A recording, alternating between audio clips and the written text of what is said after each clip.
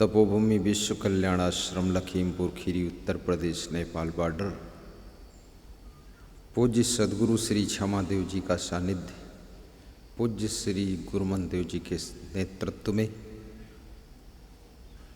संत मंडली के मध्य में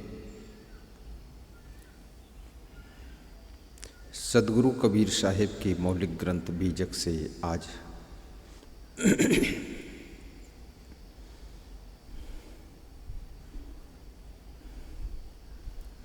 संदेश के रूप में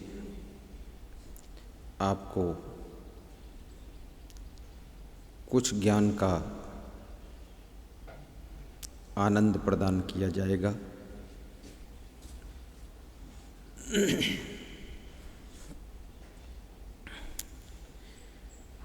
जहिया जन्म मुक्ता हता तहिया हता न कोय, छठी तुम्हारी हूँ जगह तो कहाँ चला बिबोए। संत कबीर का मौलिक ग्रंथ बीजक है। बहुत समय से भक्तों की मांग रही है कि बीजक से कोरोना लॉकडाउन के समय कुछ उपदेश, कुछ सत्संग सुनाने की कृपा किया जाए। बीजक का पहला प्रसंग है रमैनी, दूसरा है शब्द, तीसरा है ज्ञान चौतीसा, चौथा है विप्रम तीसी और पांचवा है कहारा, छठा है बसंत, सातवां है चाचर, आठवां बेली, 9 नंबर प्रसंग है बिरहुली, 10 नंबर हिंडोला और 11 नंबर साखी प्रकरण है। तो आज मैं साखी प्रकरण से प्रारंभ करूंगा, जिसमें सदगुरु कबीर साहिब ने मानव जीवन की महत्ता और मानव जीवन किस लिए प्राप्त हुआ है, प्रथम साखी में इस उद्देश्य को दर्शाया है। साहिब कहते हैं, जहिया जन्म मुक्ता हता तहिया हता न कोय, छठी तुम्हारी हूँ जगह तू कहाँ चला बिगोए। सबसे पहली बात ये जहिया भाषा कहाँ की है। जहिया और हता और तहिया, ये शब्द सुन करके या पढ़ करके लोग विभिन्न प्रदेशों की जो भाषाओं के जानकार हैं, जिनको ये भाषा नहीं मालूम हो आश्चर्य में पड़ जाते, ये जहिया क्या होता है, तहिया क्या होता है, हाथा क्या होता है। और इसमें फिर वो डर भी जाते हैं और समझ में नहीं आता है तो घबरा करके फिर इसको अध्ययन करना बंद कर देते हैं। तो आज मैं शाब्दिक अर्थ भी बता दूंगा आपको। जहिया मीन्स होता है जब, और तहिया मीन्स होता है तब, और मुक्ता माने होता है मुक्त यानी स्वतंत्र, बंधन रहित। और हता, हता का अर्थ होता है था। अब जहिया माने जब, जन्म माने जीवन, मुक्ता माने मुक्त, हता माने था, तहिया माने तब, हता न खोए, तब तेरे ऊपर कोई बंधन नहीं था, तब कोई और बंधन नहीं था। छठी तुम्हारी हूँ जगह, और 5 ज्ञानेंद्रियां हैं, 5 कर्मेंद्रियां हैं। तो कर्मेंद्रियां और ज्ञानेंद्रियां और 11वां मन है, और 5 विषय हैं, शब्द स्पर्श रूप रस गंध। और 5 ज्ञानेंद्रियां नेत्रेंद्री, कर्णेंद्री, घ्राणेंद्री, जीवा इंद्री, स्पर्शेंद्री। और 5 कर्मेंद्रियां हाथ, पांव, मुख, लिंग और मलद्वार, ये 5 कर्मेंद्रियां। लेकिन यहाँ पर कबीर साहब छठी बात कहते हैं। छठी का मतलब होता है छठी तुम्हारी हौं जगह, तुम्हारे भीतर या तुम्हारे मन में 5 ज्ञानेंद्रियों को संचालित करने वाला जो तुम्हारा मन है, उस छठे मन में अहंकार जग गया। हौं माने अहंकार जगा, अभिमान जगा कि मैं बहुत कुछ हूँ, और उस अभिमान के कारण तू कहाँ चला भिगोए। भिगोए माने खो जाना। तू कहाँ जा कर के खो गया, अपने आप को भूल गया, स्वयं को समझ नहीं पाया और तेरा जीवन व्यर्थ हो गया। जिस लिए जीवन मिला था वो कार्य तू कर ही नहीं सका। तो अब फिर से मैं एक बार इसको स्पष्टीकरण कर देता हूँ। जहिया जन्म मुक्ता हता तहिया हता न कोय, छठी तुम्हारी हूँ जगा तो कहाँ चला भिगोए।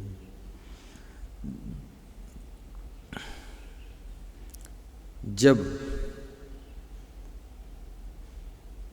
नर जन्म में तू था, उस समय तू स्वतंत्र था, बंधन में नहीं था। तहिया हता न को, तहाँ कोई बंधन नहीं था, तब कोई बंधन नहीं था। मनुष्य जन्म में तू स्वतंत्र था, लेकिन मनुष्य जन्म में तुझे अहंकार जागृत हुआ। छठी तुम्हारी हौं जगा, तेरे मन में अहंकार का जन्म हुआ, जिससे तू अपने आप को भूलकर पुनः विषयों में खो गया, संसार के प्रपंच में खो गया। इसलिए कबीर साहब कहते हैं अपने आप को भूलो मत।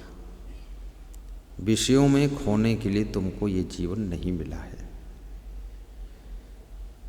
रामायण में तुलसीदास भी समझाते हैं, बड़े भाग्य मानुष तन पावा, सुर दुर्लभ सद ग्रंथन गावा, साधन धाम मोक्ष कर द्वारा, पाए न जेहि परलोक संवारा। जो न तरे भव सागर, नर समाज यस पाए, सो कृत निंदक मंद मति, आत्महन गति जाए। यही तन कर फल विषय न भाई, स्वर्ग हूँ स्वल्प अंत दुखदाई।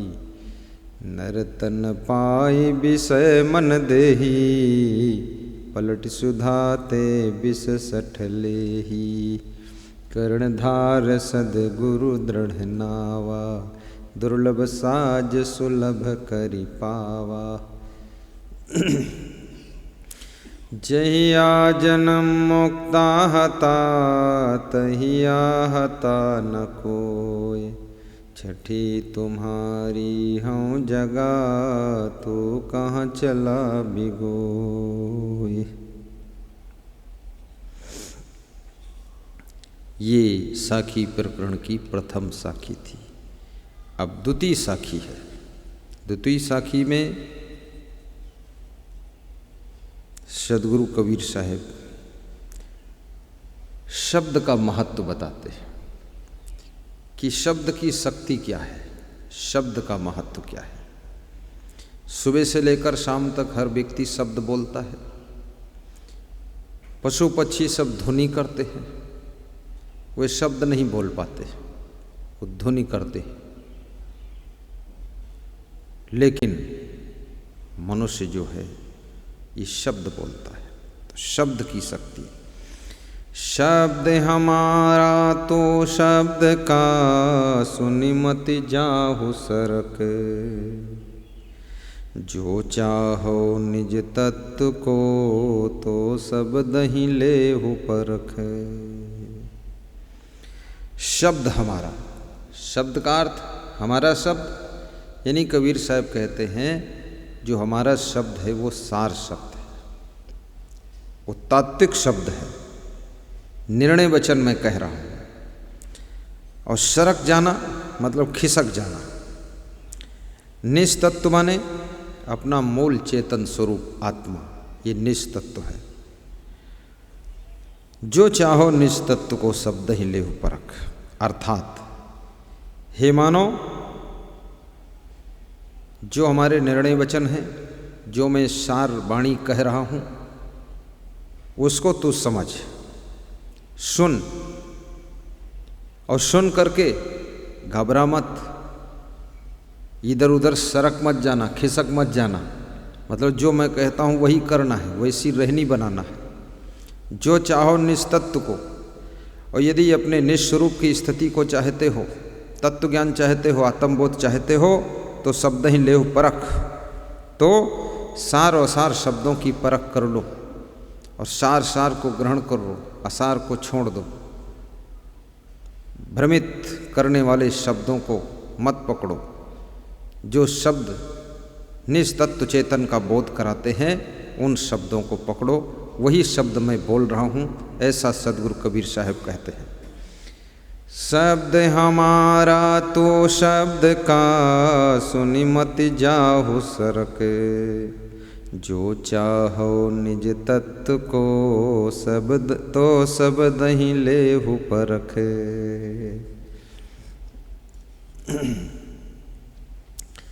ये दूसरी साखी का वर्णन किया गया। अब कबीर साहब की तीसरी साखी है। शब्द हमारा आदि का शब्द ही पैठा जीव।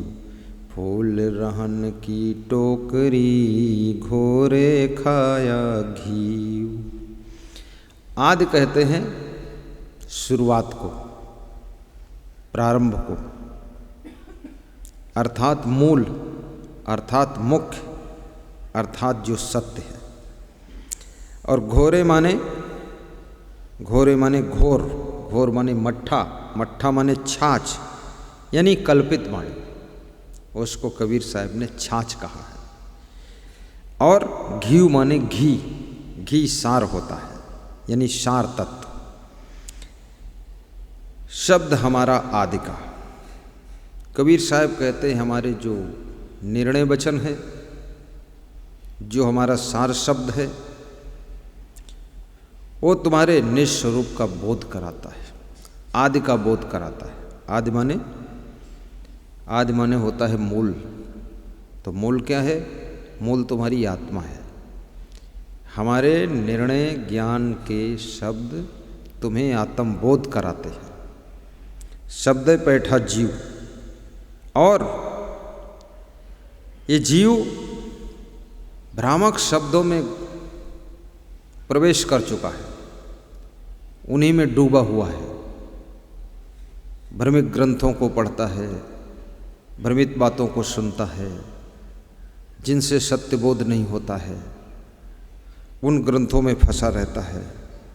जैसे घी मट्ठा में पड़े रहने से खराब हो जाता है, वैसे ही जीव भ्रामक शब्दों में पड़ा रहने से इसका जीवन व्यर्थ हो जाता है, जीव का कल्याण नहीं होता है। अर्थात भ्रमित ग्रंथों का अध्ययन करना बंद कीजिए, भ्रमित बातों में मत फंसिए।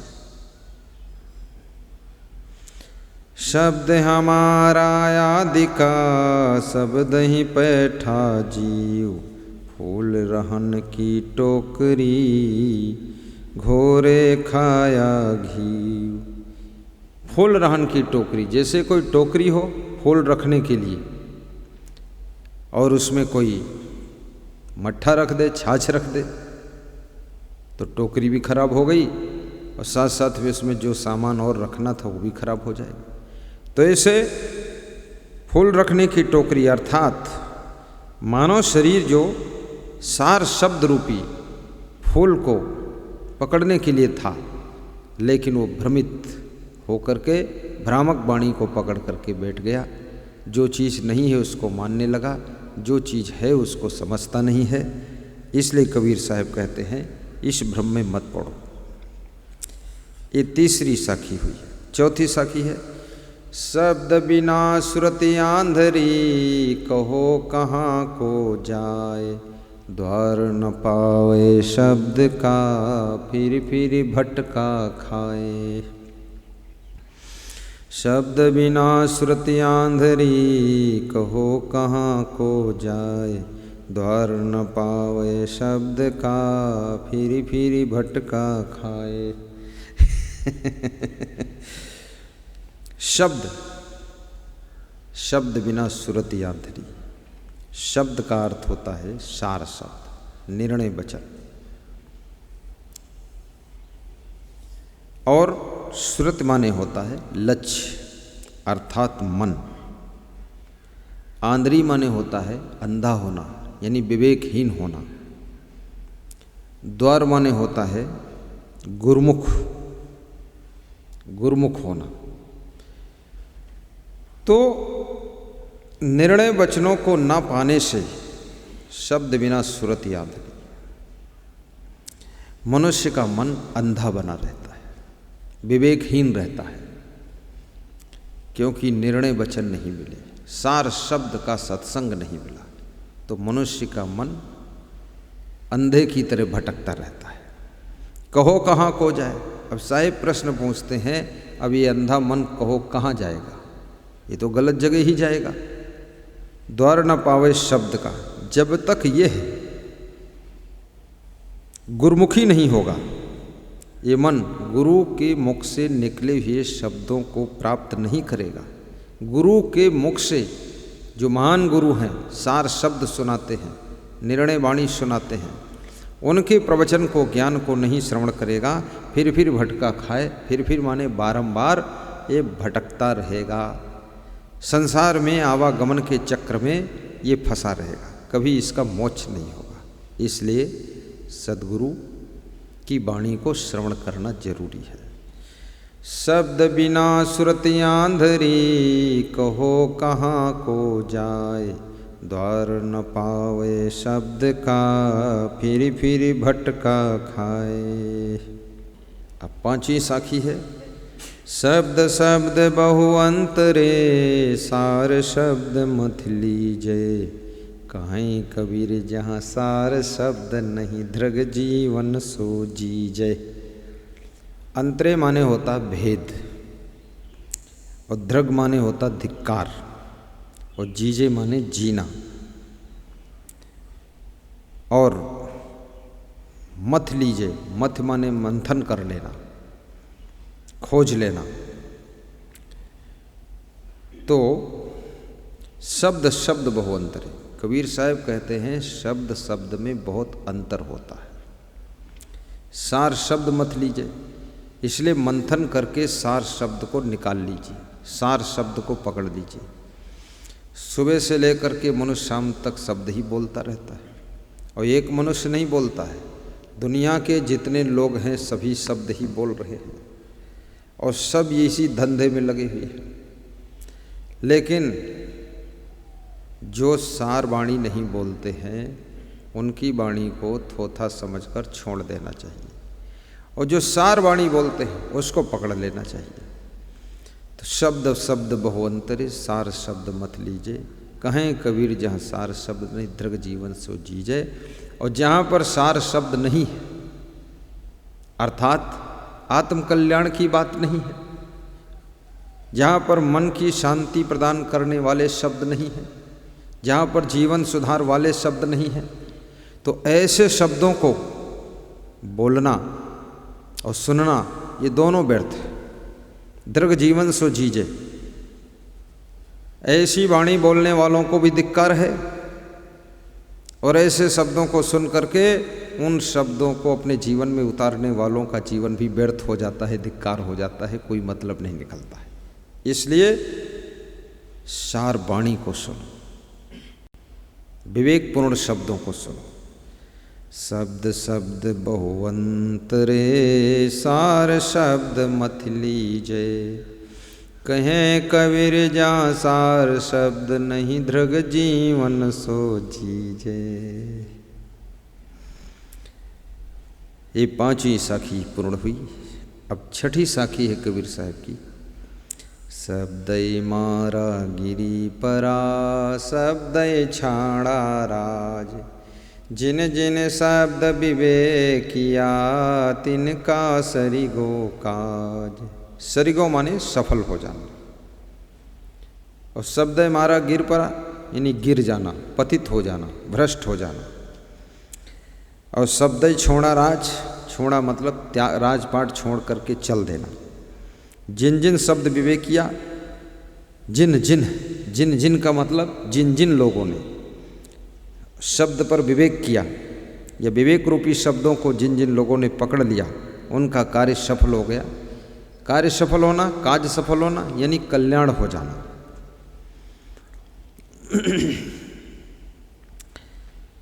शब्द मारा गिरी परा, शब्द छाड़ा राज।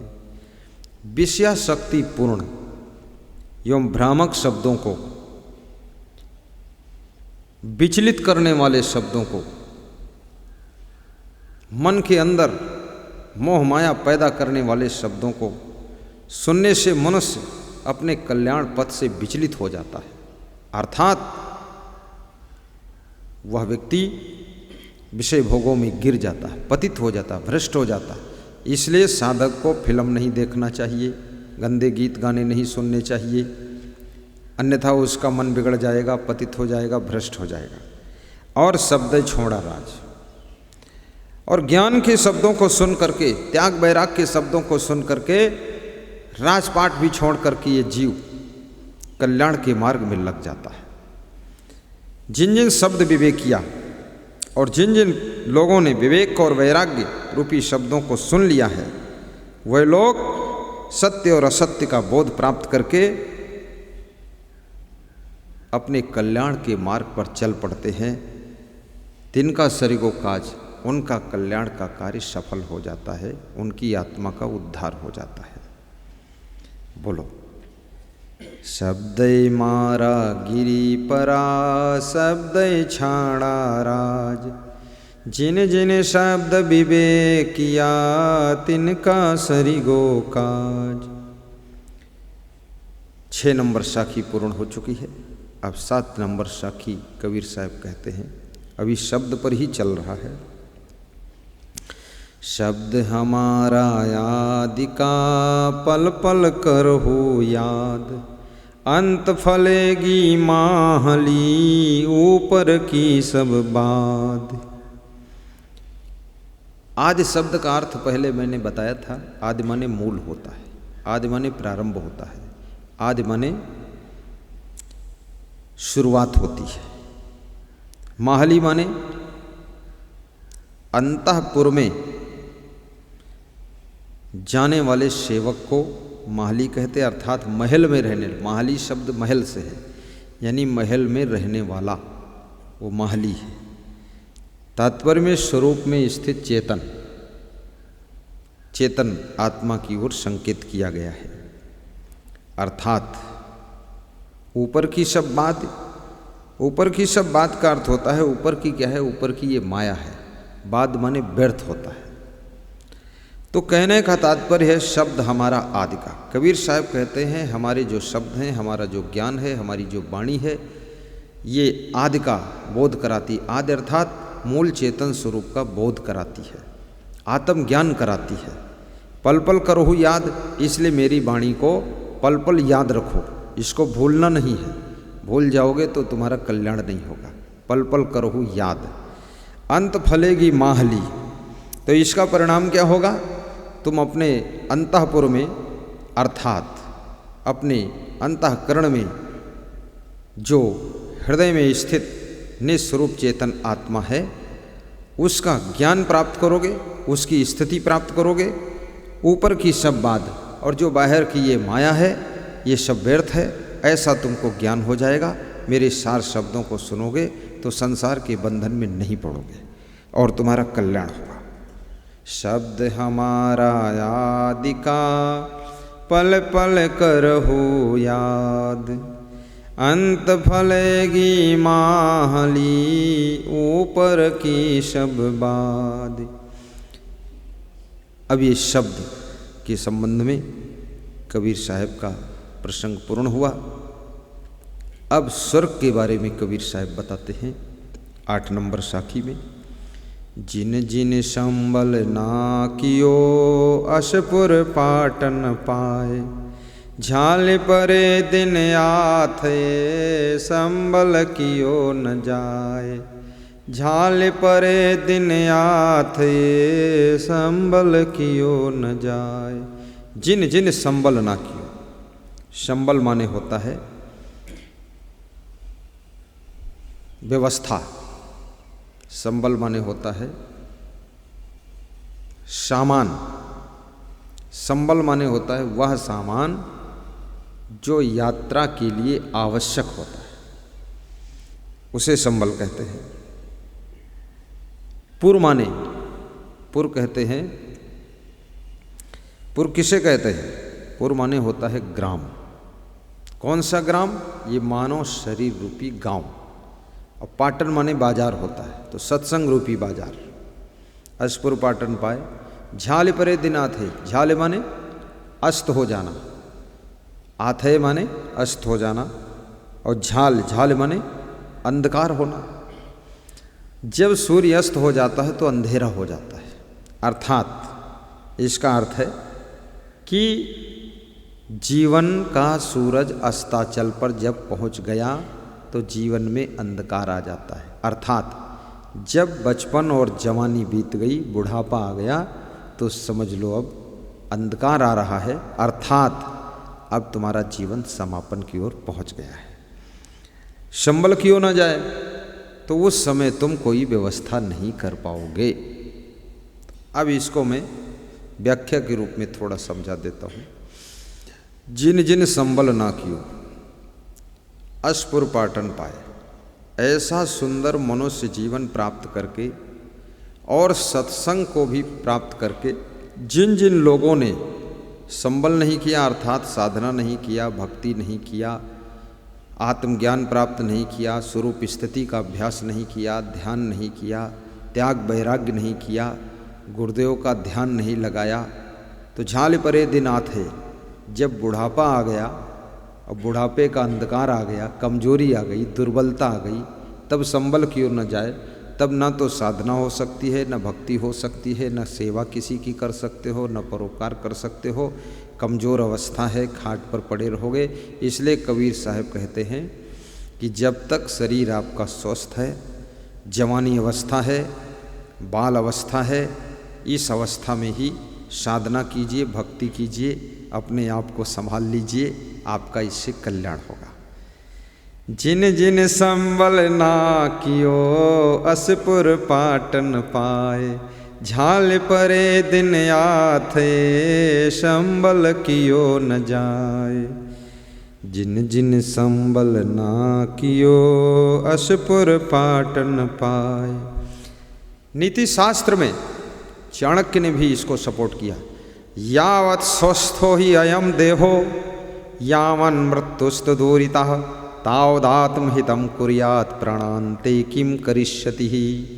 जब तक शरीर स्वस्थ है, मृत्यु दूर है, तब तक ही तुम कल्याण का काम कर सकते हो, और प्राणों का अंत होते ही अर्थात मृत्यु के पश्चात तुम क्या अपना कल्याण करोगे। वही कबीर साहब कहते हैं, जिन जिन संबल ना कियो अशपुर पाटन पाए, झाल परे दिन आथे संबल कियो न जाए।